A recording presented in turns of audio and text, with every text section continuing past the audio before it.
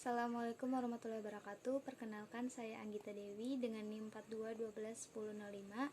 Saya merupakan mahasiswa farmasi di Universitas Peradaban Bumi Ayu semester 2. Di sini saya akan menjelaskan mengenai sistem endokrin, di mana sistem endokrin tersebut merupakan sistem-sistem yang mempelajari mengenai kelenjar yang menghasilkan hormon, di mana hormon merupakan substansi kimiawi yang dibuat dalam asam amino dan kolesterol yang akan bekerja di berbagai jaringan organ. Hormon tersebut memiliki beberapa peran, di antaranya ada peningkatan di metabolisme, perkembangan dan pertumbuhan, dan respon terhadap cedera, stres, ataupun suasana hati. Adapun pembagian dalam sistem endokrin yang pertama ada kelenjar hipofisis yang terletak pada dasar tulang tengkorak, atau lebih tepatnya pada sela torcica di atas sinus sphenoid yang memiliki berat sekitar 1 gram. Hipofisis ini memiliki dua struktur. Yang pertama ada bagian depan sebagai fungsi kelenjar, yaitu adenohipofisis atau hipofisis anterior, dan yang kedua ada bagian belakang atau bagian sistem saraf dinamakan dengan neurohipofisis atau hipofisis posterior. Kedua struktur ini dikaitkan oleh struktur yang bernama infundibulum. Atau lebih tepatnya bisa kita lihat pada gambar di atas ini. Pada hipofisis anterior kita memiliki 4 macam. Yang pertama ada TSH atau thyroid stimulating hormone, yang kedua ada GH growth hormone, yang ketiga ada ACTH adrenocorticotropic hormone, dan yang terakhir ada GnRH atau gonadotropin releasing hormone. Hipofisis anterior ini merupakan hipofisis penting yang akan disekresikan ke dalam darah apabila diperlukan. Yang pertama ada TSH atau thyroid stimulating hormone, di mana TSH akan merangsang pelepasan levothyroxine atau T4 dan triiodothyronine atau T3 dari kelenjar tiroid. Hipersekresi TSH ini akan menyebabkan hipertiroidisme, sedangkan hiposekresi TSH akan menyebabkan hipotiroidisme. Yang kedua ada GnRH atau gonadotropin releasing hormone, yang akan mengatur sekresi hormon dari ovarium dan testis, yaitu ada 3 macam. Yang pertama ada follicle stimulating hormone atau FSH, yang mempercepat pematangan folikel ovarium dan mengaktifkan produksi sperma. Yang kedua ada LH atau luteinizing hormone, yang akan bekerja sama dengan FSH dalam pematangan dan produksi estrogen. Dan yang ketiga ada prolaktin untuk merangsang pembentukan susu dalam jaringan payudara sesudah melahirkan. Yang ketiga ada ACTH atau adrenocorticotropic hormone, yang akan merangsang pelepasan. Yang pertama ada glucocorticoid atau kortisol, yang kedua ada mineralocorticoid atau aldosteron dan androgen, yang akan meningkat serum kortisol dari korteks adrenal menghambat pelepas ACTH di hipofisis. Dan yang terakhir ada growth hormone, yang bekerja pada semua jaringan tubuh, terutama pada tulang dan otot rangka. Di hipofisis posterior ada 2, yaitu ADH. Yang pertama merupakan antidiuretik hormon. Di sini meningkatkan penyerapan kembali air dari tubulus ginjal dan mengembalikannya ke sirkulasi sistemik. Yang kedua ada oksitosin, yang akan merangsang kontraksi dari otot polos pada uterus. Setelah kita membahas tentang kelenjar hipofisis, kita akan membahas kelenjar tiroid, di mana kelenjar tiroid merupakan kelenjar hormon yang berbentuk kupu-kupu yang terletak di bagian depan bawah leher. Mekanisme kerjanya yang pertama ada mensekresi.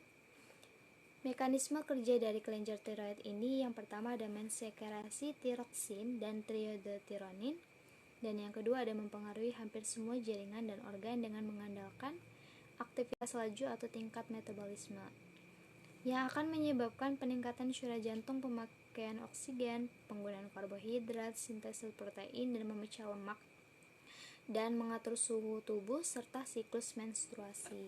Yang ketiga ada kelenjar paratiroid atau kelenjar anak gondok, yang menempel pada kelenjar tiroid atau kelenjar gondok.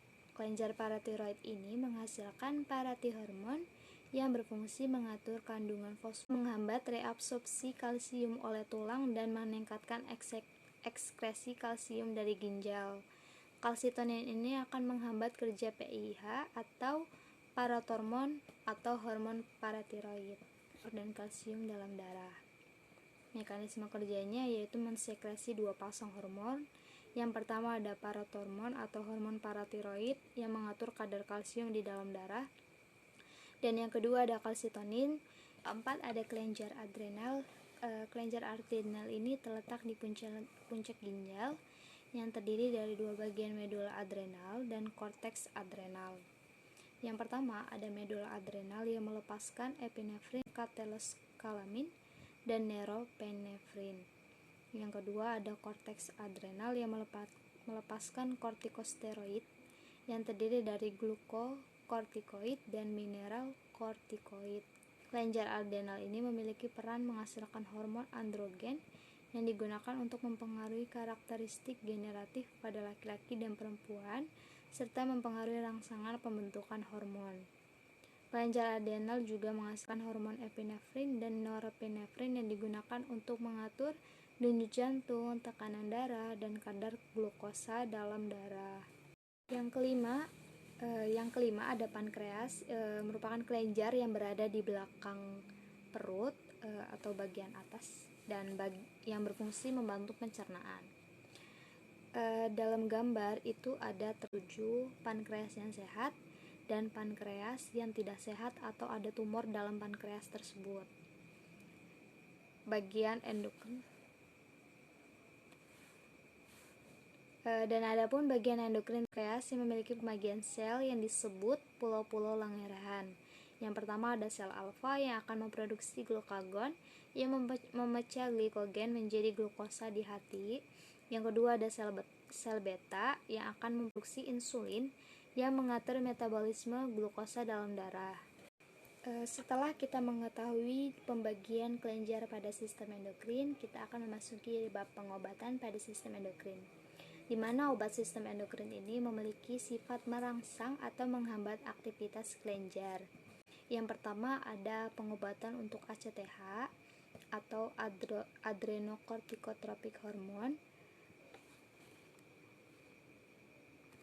di mana obat ACTH ini bisa kita sebut dengan acetylkortikotropin atau Actar, yang merupakan larutan ACTH murni dalam gelatin untuk suntikan intramuskuler atau SC, yang dipakai untuk yang pertama mendiagnosis gangguan kelenjar adrenal, yang kedua mengobati insufisiensi kelenjar adrenal, dan yang ketiga sebagai antiinflamasi dalam mengobati suatu respon. Nah, cara kerja ACTH ini merangsang kelenjar adrenal untuk mensekresikan kortikosteroid dalam waktu 15-20 menit. Kortikotropin akan menekan respon imun dan inflamasi. Efek samping dari ACTH ini akan mengakibatkan peningkatan sekresi hormon korteks adrenal, reaksi hipersensitivitas, dan yang terakhir ada alkalosis hipokalemik. Interaksi okban akan timbul keracunan digitalis, diuretik, dan penisilin menyebabkan hipokalemia, dan rifampin atau rifampisin dan barbiturat mengurangi efek ACTH. Yang pertama ada kortikotropin atau Actar dengan syarat ketentuan ketika ngasih obatnya melalui intramuskular atau otot itu diberikan 4 kali sehari 200 U. Ketika melewati intravena itu 10-25 U dalam 500 ml 3 kali sehari. Pemakaian ini digunakan untuk defisiensi ACTH, pemberian intravena untuk pemeriksaan diagnostik. Dan yang kedua ada kortikotropin repository dengan syarat ketentuan intramuskular atau melewati otot 4 kali sehari 40 U, di mana untuk mengobati defisiensi ACTH juga. Dan yang kedua ada mengobati inefisiensi adrenal akibat pemakaian kortison atau glukortikoid jangka panjang. Yang ketiga ada konistropin dengan dosis ketika melewati otot itu 0,25 sampai 0,75 mg, sedangkan jika melewati intravena itu 0,25 mg. Pemakaian obat ini digunakan untuk pemeriksaan diagnostik dalam membedakan antara pituitari atau hipofisis dan adrenal sebagai penyebab inefisiensi adrenal. Bab selanjutnya mengenai pengobatan terhadap TSH atau thyroid stimulating hormone dan kelenjar tiroid, di mana pengobatan ini melakukan dua cara, yaitu yang pertama ada terapi pengganti dengan mixedema untuk hipotiroidisme yang berat, levothyroxine untuk hipotiroidisme primer, dan liotronine untuk terapi penggantian tiroid jangka panjang. Namun liotronine ini jarang dilakukan. Levothyroxine dan liotronine ini dapat meningkatkan metabolisme. Interaksi obatnya itu akan meningkatkan efek antikoagulan dan menurunkan efek digitalis. Sedangkan yang kedua untuk antitiroid akan menghambat. Yang kedua ada yang antitiroid untuk menghambat sintesis hormon tiroid pada kasus hipertiroid, yang akan bermanfaat untuk hypertiroidisme yang disertai dengan pembesaran kelenjar tiroid, dan bermanfaat untuk penyakit Graves atau tirotoksikosis, di mana hipertiroidisme yang paling sering terjadi karena hiperfungsi kelenjar tiroid. Yang ketiga ada operasi pengangkatan dan terapi yodium radioaktif yang berinteraksi menurunkan efek insulin dan antidiabetik oral. Digoxin meningkatkan efek obat-obat tiroid. Yang pertama ada pengobatan untuk hipotiroid. Yang pertama ada tirotropin untuk pemakaian intramuskular 4 kali sehari 10 untuk selama 1-3 hari. Yang kedua ada triodotiroid untuk pemakaian oral 25-75 mikrogram. Yang ketiga ada kalsitonin untuk intramuskular 0,5 mg 1-2 kali sehari, dan tiroglobulin untuk pemakaian oral 32 mg per hari untuk dosis awal, lalu akan menjadi 65-200 mg per hari. Dan yang keempat ada levothyroxine untuk pemakaian oral 25 mikrogram per hari untuk dosis awal, lalu menjadi 50-200 mikrogram per hari. Dan untuk intravena 0,2-0,5 mg dalam larutan. Untuk anak kurang lebih dari 1 tahun untuk pemakaian oralnya 5-6 mikrogram per kilo. Untuk intravenanya 0,2-0,5 mg dalam larutan. Untuk anak lebih dari 1 tahun pemakaiannya oral 5-6 mikrogram per kilo per hari. Dan yang terakhir ada lorit 10-100 mikrogram per kilo per hari. Kedua ada pengobatan untuk hipertiroid. Yang kedua ada pengobatan untuk hipertiroid. Yang pertama ada propitouracil untuk pemakaian oralnya 3 kali sehari 70-200 mg selama 6-8 minggu. Yang kedua ada carbamazole, pemakaian oral 3-4 kali sehari 10 mg atau sehari sekali 30-40 mg selama 6-8 minggu. Dan yang ketiga ada thiamazole untuk pemakaian oralnya sehari sekali 15-30 mg maksimal 120 mg per hari selama 6-8 minggu. Dan untuk anak umur 6-10 tahun dosisnya 0,4 mg per kilo per hari untuk dosis awal,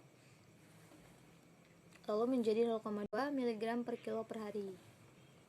Dan yang keempat ada larutan iodin kuat atau Lugol, pemakaian oralnya 2-6 tetes 3 kali sehari. Dan yang terakhir ada kalium iodida dengan dosis sebelum pembedahan 15 ml larutan kalium iodida atau NaL 1% selama 14 hari. Kita masuk ke pengobatan GH atau growth hormone. Yang pertama ada dwarfisme. Dwarfisme ini terlihat jika seorang anak tingginya jauh di bawah standar dan akan menyebabkan dwarfisme atau kependekan. Yang kedua ada pemberian growth hormone selama beberapa tahun akan meningkatkan tinggi sebanyak 1 kaki. Dan yang ketiga ada pemakaian jangka panjang dapat menahan sekresi insulin dan menyebabkan diabetes mellitus. Yang kedua ada gigantisme dan akromegali yang terjadi pada hipersekresi GH dan seringkali menyebabkan tumor pituitari atau hipofisis.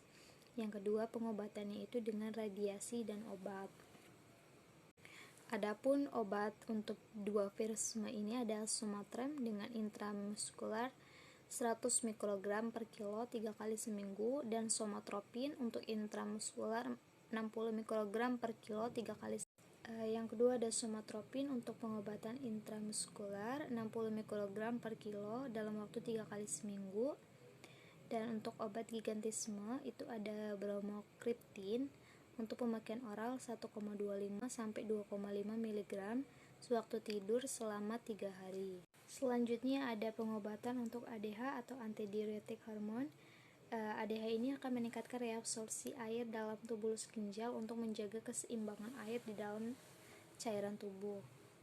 Penggunaannya itu yang pertama untuk menguji fungsi hipofisis berdasarkan adanya menstimulasi sekresi ACTH. Yang kedua digunakan pada diabetes insipidus atau poluria. Yang ketiga digunakan pada perdarahan varises di esofagus atau kerongkongan.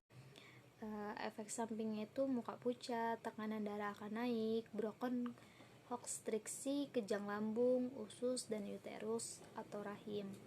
Yang keempat ada obatnya itu vasopresin atau pitresin untuk diabetes intramuskular 1,5 sampai 5 UI setiap 1 sampai 3 hari. Yang kedua untuk varises itu melalui intravena 0,2 sampai 0,5 UI per menit selama 24 jam. Selanjutnya ada pengobatan untuk paratiroid di mana akan ada penurunan kalsium merangsang pelepasan PTH. Yang kedua ada PTH mengobati hipoparatiroidisme yang menyebabkan hipokalsemia. Lalu akan menjadi penggantian PTH yang dapat membantu untuk memperbaiki kekurangan kalsium. Dan yang ketiga ada kalsitonin untuk mengobati hyperparatiroidisme yang disebabkan oleh keganasan kelenjar paratiroid menyebabkan kanker paru-paru atau hipertiroidisme. Berikut merupakan obat tentang paratiroid. Yang pertama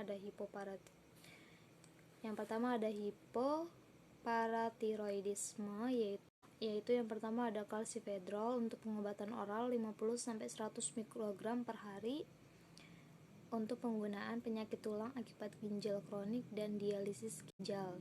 Ada calcitriol untuk pemakaian luar 0,25 mikrogram per hari untuk hipoparatiroidisme dan ginjal kronik. Yang ketiga ada ergocalciferol untuk pemakaian oral 50.000 sampai 20.000 IU per hari untuk hipoparatiroidisme. Yang kedua ada pengobatan untuk hyperparatiroidisme. Yang pertama ada calcitonin salmon. Untuk pengobatan intramuskular itu mula-mula 100 IU per hari, selanjutnya akan 50 sampai 100 IU per hari yang dilakukan setiap hari atau 2 hari sekali. Ini untuk penyakit Graves, hyperparatiroidisme atau hiperkalsemia. Dan yang kedua ada ethydronate untuk pemakaian oralnya itu 5 sampai 10 mg per kilo per hari, maksimal 20 mg per kilo per hari. Ini sama dengan calcitonin untuk penyakit Graves, hyperparatiroidisme, dan hyperkalsemia. Selanjutnya ada pengobatan untuk kelenjar adrenal. Yang pertama ada glukokortikoid, di mana glukokortikoid ini disebut dengan kortison. Efeknya itu yang pertama ada antiinflamasi yaitu peradangan yang menyebabkan multiple sklerosis, artritis reumatoid, peradangan pembuluh darah. Yang kedua ada anti alergi yang menyebabkan asma, reaksi obat, dermatitis, dan anafilaksis. Dan yang ketiga ada anti stres, maksudnya untuk mengurangi kecemasan dan menstabilkan kekecewaan emosional. Adapun efek samping dari kelenjar adrenal ini yaitu peningkatan gula darah, deposit lemak yang abnormal di wajah dan tubuh yang menyebabkan moon face atau muka bundar, atau buffalo hump, hipertensi, tukak peptik, dan retardasi pertumbuhan. Sedangkan interaksi obatnya akan meningkatkan potensi aspirin dan diuretik. Yang kedua ada mineralokortikoid, yaitu hormon-hormon ini akan mempertahankan keseimbangan cairan dan peningkatan penyerapan natrium dari tubulus ginjal. Efek hipokalemia ini akan mengakibatkan kehilangan kalium dengan kemih dan edema yang serta berat badan meningkat atau obesitas karena retensi garam dan air. Juga resiko hipertensi dan gagal jantung. Biasanya pilihan obatnya itu ada aldosteron, deoksikorsitosteron, atau kortisol. Berikut obat-obat untuk kelenjar adrenal. Yang pertama ada betamethasone dengan pemakaian oral 0,6 sampai 7,2 mg per hari untuk obat antiinflamasi steroid kuat.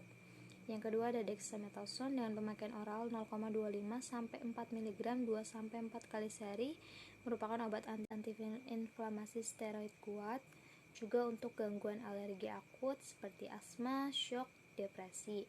Yang ketiga ada metilprednisolon dengan pemakaian oral 4 sampai 48 mg per hari dalam dosis terbagi 4. Dan yang kedua ada intramuskular atau intravena dalam dosis 10 sampai 250 mg setiap 4 sampai 6. Yang keempat ada hidrokortison dengan pemakaian oral 20 sampai 240 mg per hari dalam dosis terbagi 2 sampai 4 kali. Kalau untuk pemakaian intramuskular atau intravena itu 15 sampai 240 mg setiap 12 jam. Kegunaannya untuk insufisiensi dan antiinflamasi adrenokortikoid. Dan yang terakhir ada prednison untuk pemakaian oral 2,5 sampai 15 mg 2 sampai 4 kali sehari, dan untuk intravenanya itu 2 sampai 30 mg setiap 12 jam.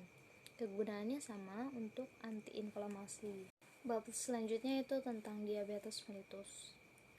Apa sih DM itu? DM itu merupakan suatu penyakit kronik yang terjadi akibat kekurangan metabolisme glukosa disebabkan oleh kurangnya sekresi insulin di sel-sel beta. Ada dua macam tipe diabetes mellitus. Yang pertama ada insulin dependent diabetes mellitus atau IDDM yang terdapat destruksi dari sel beta pankreas yang menyebabkan insulin tidak bisa diproduksi. Yang kedua ada non-insulin dependent diabetes mellitus atau NIDDM. Jumlah insulin yang diproduksi itu sangat kurang.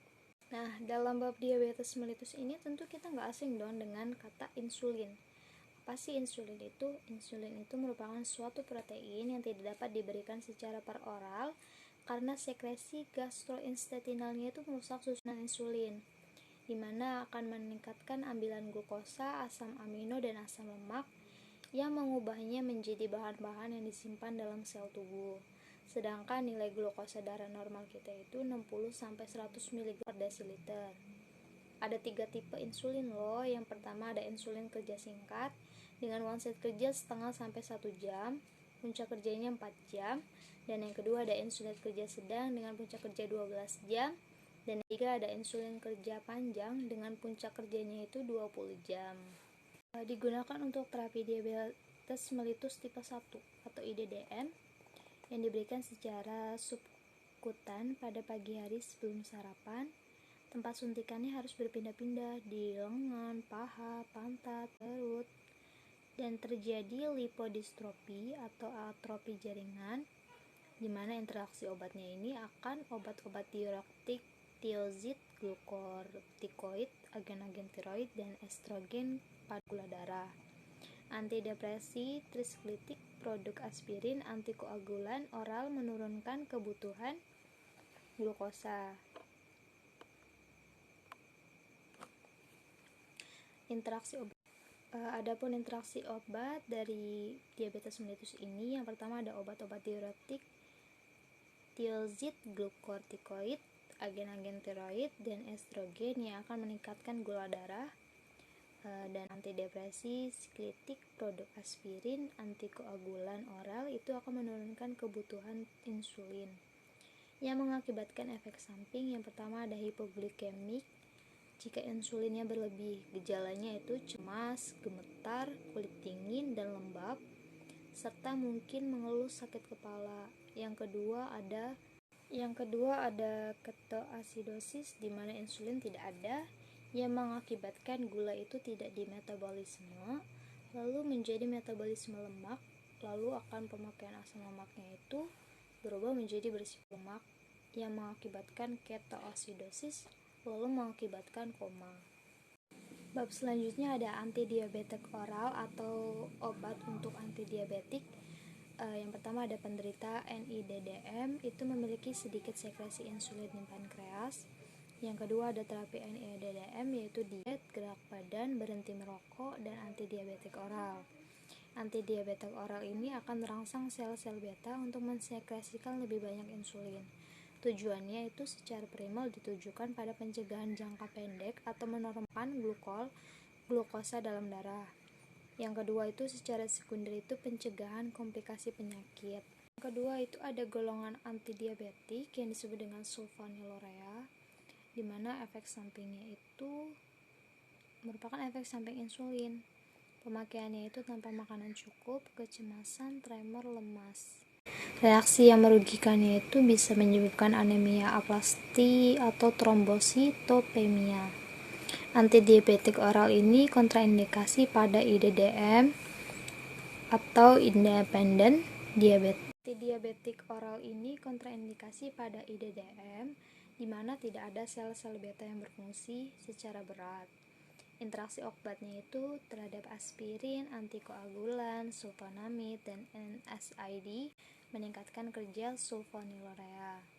Dan yang kedua, meningkatkan kerja diuretik, tiazid, dan barbiturat. Berikut tabel penggolongan obat untuk antidiabetik oral atau pemakaian obat diabetes. Yang pertama ada tolbutamid dengan dosis pemakaian oral 0,5-2 mg per hari dalam dosis terbagi 2-3, lama kerjanya itu 12 jam. Dan yang kedua ada acetohexamid dengan pemakaian oral 0,25-1,5 mg per hari dosis tunggal atau dosis terbagi 2, lama kerjanya itu 24 jam. Dan yang ketiga ada chlorpropamid dengan pemakaian oralnya itu mula-mula 100-250 mg per hari, selanjutnya 100-500 mg per hari dalam dosis terbagi, maksimal 750 mg per hari. Lama kerjanya itu sampai 60 jam. Dan yang keempat ada glibenclamid dengan mula-mula 2,5-5 mg per hari. Dan yang keempat itu ada glibenclamid dengan pemakaian oral mula-mula 2,5-5 mg per hari, lalu akan dinaikkan setiap minggu sampai maksimal 10 mg per hari dalam dosis terbagi 2. Lama kerjanya itu 24 jam. Dan yang terakhir ada metformin dengan pemakaian oral 3 kali sehari 500 mg atau 2 kali sehari 850 gram pada waktu makan, dapat dinaikkan dalam waktu 2 minggu sampai maksimal kali sehari maksimal 1 gram. Lama kerjanya itu 12 jam. Sekian penjelasan dari saya mengenai sistem endokrin. Mohon maaf apabila ada kesalahan kata atau pengucapan. Terima kasih telah menonton video ini dan saya ucapkan wassalamualaikum warahmatullahi wabarakatuh.